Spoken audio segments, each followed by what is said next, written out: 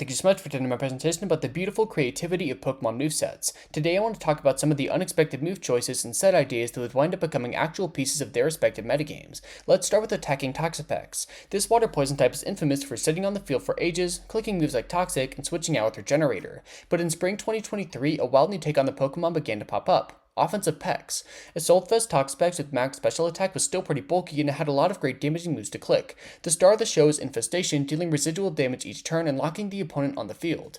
After that, Toxapex could use either Surf or Sludge Bomb to deal tons of damage. It saw solid usage for a while, particularly as a lure for set of Pokemon that normally force it out. For example, the substitute Dragonite sets that would normally destroy it had to fear coverage of Ice Beam. This would eventually fall out of the metagame hard as things evolved and players got used to it, but Offensive Trapper Toxapex is still one of the coolest sets to ever exist. GSC Shuckle is very possibly the funniest Pokemon of all time. It's known in future generations for setting sticky webs on hyper offense teams, but in GSC, it couldn't be more different. Shuckle runs a PP stall set, aiming to literally run the opponent out of moves. What it uses to do so is fucking absurd. Toxic and Rest make sense, but Flash and Defense Curl are insane at first glance. The basic idea is that, with its crazy bulk, it can take nearly any attack in the game. This lets it stick around for over 100 turns and slowly get the other player low on their strongest options. Similar to Miltank, Defense Curl is run for Snorlax, which Shuckle is actually able to handle somewhat consistently. Flash makes this even easier, becoming really difficult to hit. To be clear, this is a minuscule niche. It has a ton of counterplay from water types to Fortress to the move Rest, which makes it tough to make work.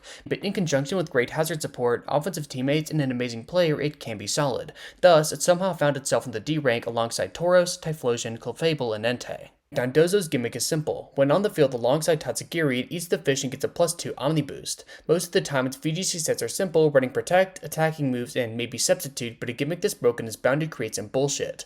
By far the most infamous is Fissure. This was sometimes run during the first formats of Gen 9, specifically for other Dondozo. Two Dozos create a stalemate as they heal too much to knock each other out within 20 minutes, but with Fissure it has a decent chance to win on the spot. It had a lot of opportunity cost, but was a real option. Surf is a surprisingly potent way to deal immense damage. With Rain Up, Terra Water, and a Life Orb, its base 65 special attack is barely enough to make it threatening.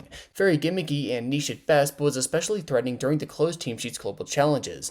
Finally, infamously, it has some synergy with Flamigo. By knocking out Tatsugiri when it's inside Dondozo's mouth, done with Parasong or Final Gambit, Flamigo can be sent in to copy all the boosts. This saw the most success with Wolf Glick and Carson Confer, who each got top 24 at NAIC 2023. As much as we all want to, you can't trick an Assault Vest. This item, which increases your special defense in exchange for forcing you to only use attacking moves, could be a pain for defensive Pokemon. But what if I told you that you could? Some players probably know where I'm going with this, but we're talking about Lopunny. Its ability Klutz makes all held items do nothing. This might seem all bad, but there is a small use case. By holding an Assault Vest, or really any other negative item, Lopunny could effectively destroy a wall. Imagine this happening to Blissey. Yeah, you're especially impenetrable, but it loses a ton of longevity. This has actually been Lopunny's main use throughout the generations. I'm focusing on Assault Vest here, but there really were a lot of items it could use. In fact, the burn causing Flame Orb has been its favorite for years, completely destroying physical attackers. Its base form has never seen real OU success, but the roles it gets in low tiers are absolutely fascinating. This can also be run by Golurk and Swoobat, but it's unfortunately much more niche. In conclusion, Pokemon aren't only good for the most obvious tools.